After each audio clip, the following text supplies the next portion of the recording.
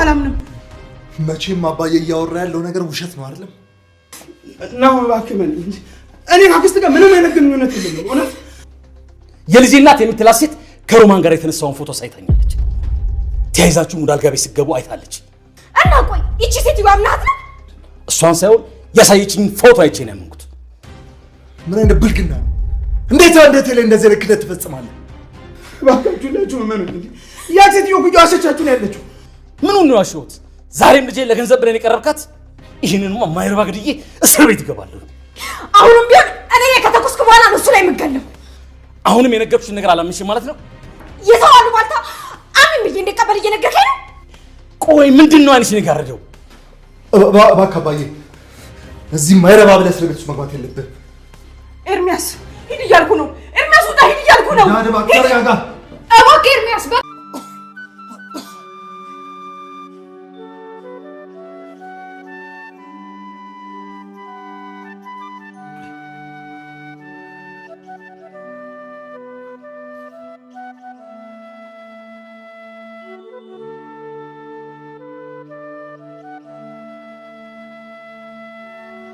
ይቅርታ የደወሉለትን ደንበኛ አሁን ማግኘት አይችሉም እባክዎ ትንሽ ቆይተው እንደገና ይሞክሩ ማለቴ ከፈለክ እኮ አንተ እዚሁ አልጋ ይዘህ ማደር ትችላለህ አንቺስ እኔማ ወደ ሲምባ እመለሳለሁ የማየው ነገር ወሮ አይደል ታዲያ ለምንድን ነው ብቻዬን አልጋ የምይዘው ምን ማለቴ ቆይ አንቺ አልጋ ላይ ምን አስሮጠሽ እባክህ አትፍረድብኝ ይሄ አእምሮዬ እኮ ነው ጠላቴ አብረን እንድናድር ፈልገሽ የሁለታችሁ ቀረቤታ እኮ ከአባትና ከልጅ በላይ ነው እንዴት እስካሁን ነገርሻቸው ታውቀው የለ አባዬ እኮ የሥርዓት ሰው ነው እንደውም በባለፈው በዚህ ነገር በጣም ያስጠነቀቀኝ ነበር ምን ብለው ነው የሚያስጠነቅቁሽ በትክክለኛው መንገድ የማያገባሽ ከሆነ ወደፊት ለኛም ክብር ላንቺም ክብር ጥሩ አይደለም ምናምን ነው የሚለው ቆይ ለምንድን ነው ግን ይሄ ነገር ላይ ሲሆን የተካበደው የማን ቀን ነው አየህ እንዳልኩሽ ነው ምን ልታመጣ ነው እቺ ሴትዮ አሰረፊኝ ይይሻል ባላርስ ምን ልታመጣ ነው አላበዛው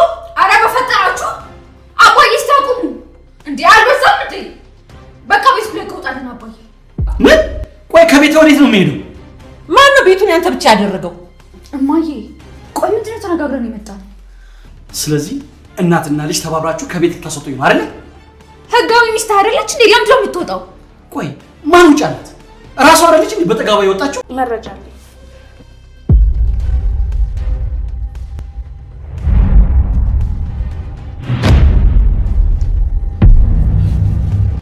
አንቺ ለምንድን ነው ማቴ ለምን ቆይ ተከታተሽ ሰላም ነው የምትነሽ ተረጋጋ እንጂ ጎረምሳ እያናገርክ ያለው እኮ የወደፊት ሚስት አክስት ነው ቆይሽ ነው እንዳረግ የምፈልገው እርግጠኛ ነህ አሁንም ከኔ ምንም የምትፈልገው ነገር የለም ካንቺ ማኮ ምንም ነገር እንደማልፈልግ ውስጥሽ ያውቃል አይደል እንዴ ለምን ቆይ ተከታተሽ ሰላም ነው የምትነሽ አሁን ልጅ እኔ ልጅ እንዴት መያዝ እንዳለብኝ ያውቃል አሁን አታስጨኝ ልጅ አይወልስ ጋሽ ከመሄዴ በፊት ግን ሌላ ምን ነግሮት ነገር አለ ይሄ አይበቃም እንግዲህ በቃል ካልሆነ ወገን መቅረት ይችላል ቆይ ምንድነው አንድ የሰራተኛ ደሞዝ ከፍሎ እኮ ትንሽም ቢሆን ትርፋማ ነው ግን ምን አለ አንዴ እንኳን ስራውን ብንሞክረው እሺ የምን ስራ ነው የምትሞክረው ደረጃ ላይ ሆነሽ እያዳመጥሽ ነበር እንዴ የዚህ ቤት ጉዳይ እኔንም አይመለከተኝም እንዴ ጎሽ ነው አይ እንደዚህ ነገር የለኝ እንጂ ማን ነው ደግሞ እንደሱ ያለው አያቴ ምን ትላለች መሰለ ወዳር ሲሻፍት ጓሮ ለጓሮ ይሄዳል ትላለች እና ይሄንን ከኔ ጋር ምን አገናኘው ተደብቀ ምን እየሰራህና እያሰብክ እንደሆነ ልቦና ያውቃል እሱን ታዩን ያው የራሷን አስተሳሰብ አንጸባርቃ ከሆነ እንጂ ምንም ቢሆን ልጅ አይደል እንዴ ምን ላድርግ አረ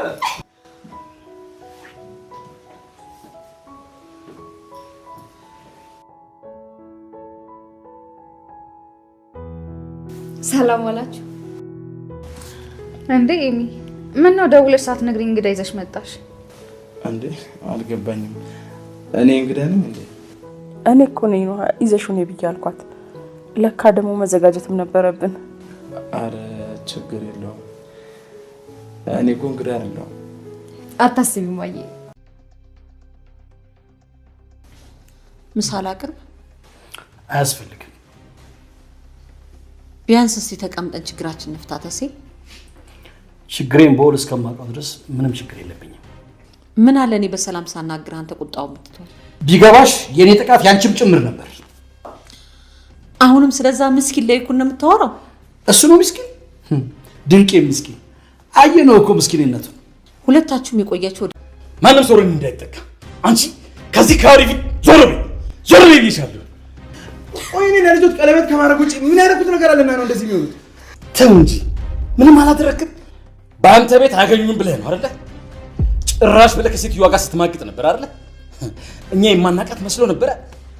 ምን ስትማግጥ? ከማን ጋር የማገጥኩት እንዴ?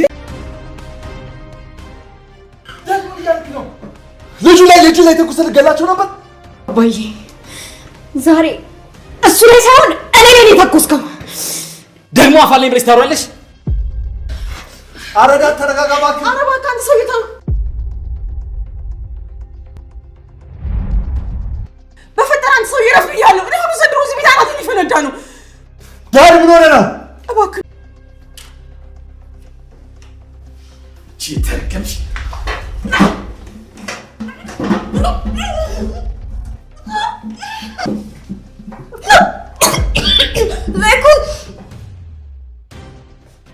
አንቺ ሴትዮ መቼ ነው ከቤት ጫንቃ ላይ የምትወጪው?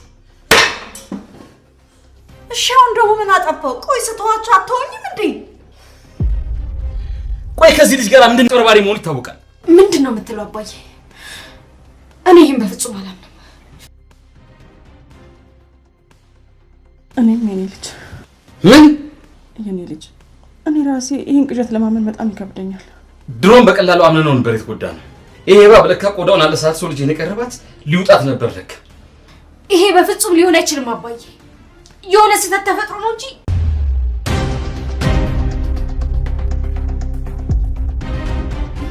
እገልሻለሁ። አንቺ ማትረቢ ግደለኝ። እውነታው ስለወጣበት ተሰማህ አይደለ? ስለምን እውነት የምታወራው አንቺ? የምን አባሽ ነው የምታወራው አንቺ? ግደለኝ። እንደውም የልጁን እናት የገደለ ትባላለህ። ግደለኝ። ምን አዘገየ? ግደለኝ። ልጅ ቆይ ለምን ነው እንደዚህ ያደረግሽው? ይሄ ሁሉ ክፋት ለምን አስፈለገ? ምንም ክፋት አይደለም። ኑሃሚን ክፍል 141 ተለቋል ውዶችዬ። እንግዲህ ሲምባ የዳጊ አባት ደህና ሆኗል ማለት ነው። ዳጊም ደርሶለታል ውዶችዬ። አቶ ላይኩን እንግዲህ ኤርሚያስን ለመምታት ለመግደል አስቧል ማለት ነው ውዶችዬ።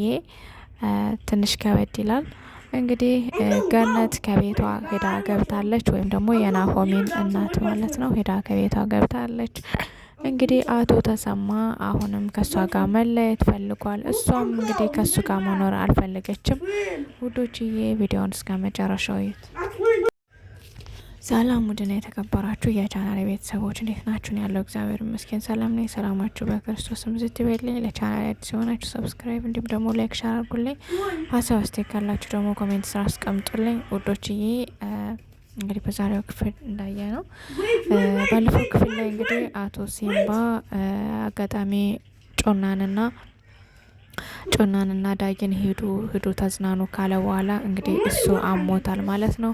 ከዛም እንግዲህ ስል ከቆየ በኋላ አስታውቆት የሆነ ነገር ካወጣለት በኋላ እንግዲህ ራሱን ስቶ ወድቆ ነበረ። ነገር ግን ከደቂቃዎችና ከትንሽ ሰዓታት በኋላ እንግዲህ ራሱን ደህና ሆኖ አግኝቶታል ማለት ነው። ከዛም እንግዲህ ቀስ አድርጎ እጁን ሳብ በማድረግ እንግዲህ ስልክ ደውሎ ለዳጊ እንዲሄድለትና እንዳመመው ነግሮታል ማለት ነው።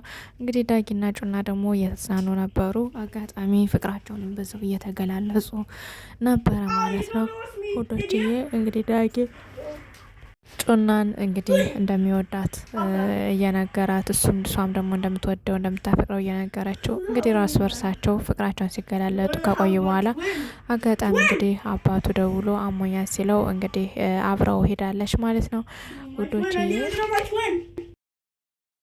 እንግዲህ ወይዘሪት ኑሃሚን ከእናቷ ቤት እናቷን ይዛ በመሄድ እንግዲህ መውጣት አንቺ የለብሽም፣ በፍጹም ቤቱ ያንቺ ጭምር ነው፣ ስለዚህ መውጣት የለብሽም፣ ከፈለገ እሱ ይውጣ እያለች እንግዲህ ስትመክራ ከቆየች በኋላ አባቷ ሲመጣ እንግዲህ እሷን ሰላም ሲል እናቴ ያለች እዚህ ጎን ያለች ሴት አትታይህም ወይ እናቴ? ስለዚህ ለምንድን ነው ለእሷ ያለ ጥላቻ እንደዚህ የሆነው?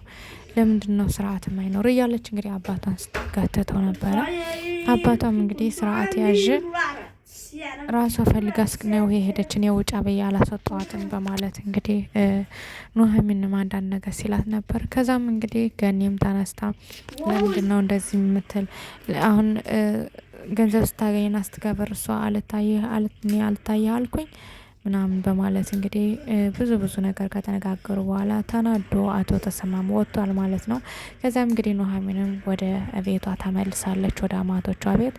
እንግዲህ ትንሽ ቆይቶ አቶ ተሰማም ወደ ቤት ሲመጣ እንግዲህ ወይዘሪት ገኔት ምሳል አቅርቦ ትበላለህ በማለት እንግዲህ ጠብን ወደ ፍቅር እቀይራለሁ በማለት ብትለውም ነገር ግን አልቻለችም። እሱ ፍቅርን አልፈለግም፣ ጠብ ነው የፈለገው ማለት ነው። ስለዚህ አንተ ጠብ ነው የፈለግከው ማለት ነው፣ ብንስማማና ብንረዳዳ ቀስ ብለን በትዕግስት ችግራችን ብንፈታው አይሻልም ብላ ስትለው እሱ ደግሞ ያን ችግር መፍታት እንደማይፈልግ ነግሯታል ማለት ነው።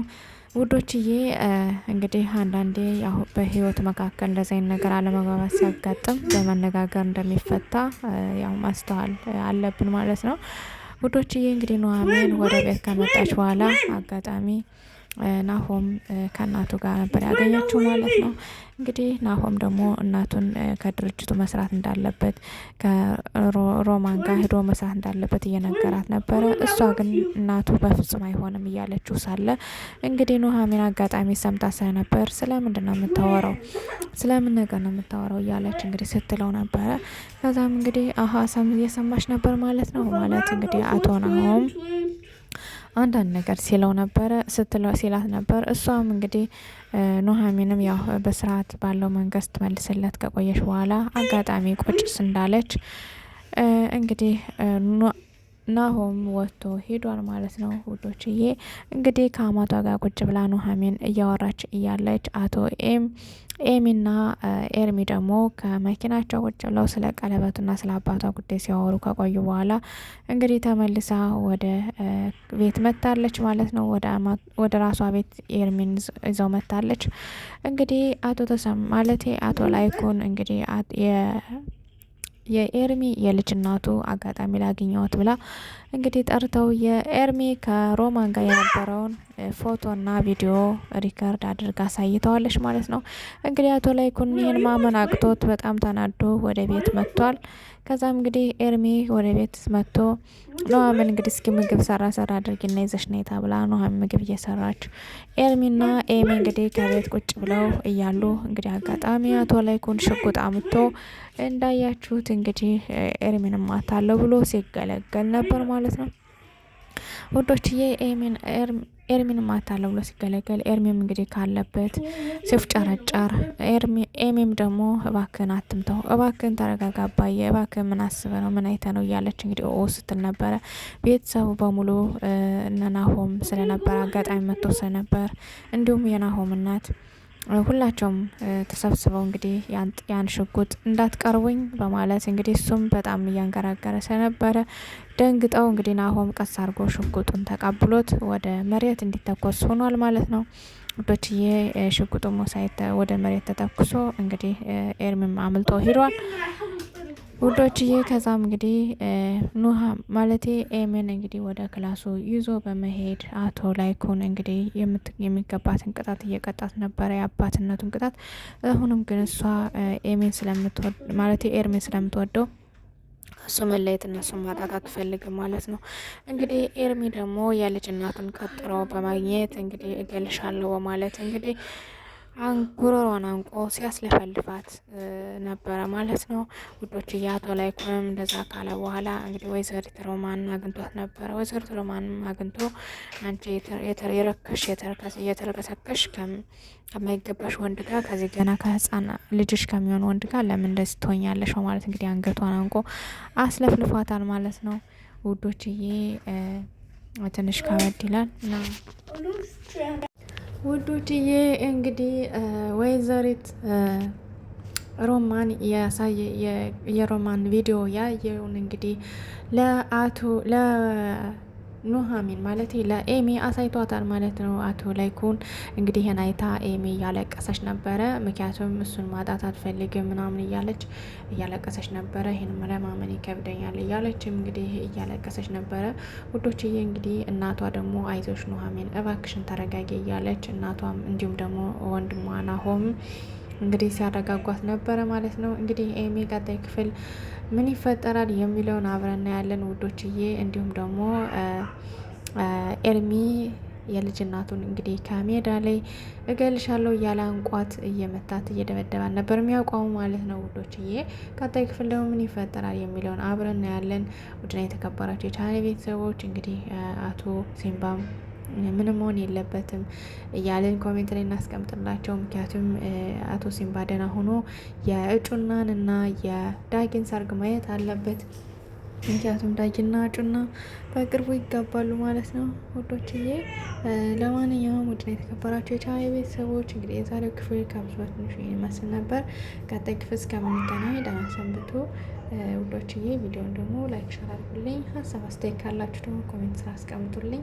በተረፈ ደግሞ ቪዲዮ ለምንድነው ሙሉ ማትላቂ ምናምን እያላችሁ ለምትሉ ልጆች ትንሽ ሙሉ መልቀቅ ስለማልችል ነው። በጣም ይቅርታ እንድትረዱኝ።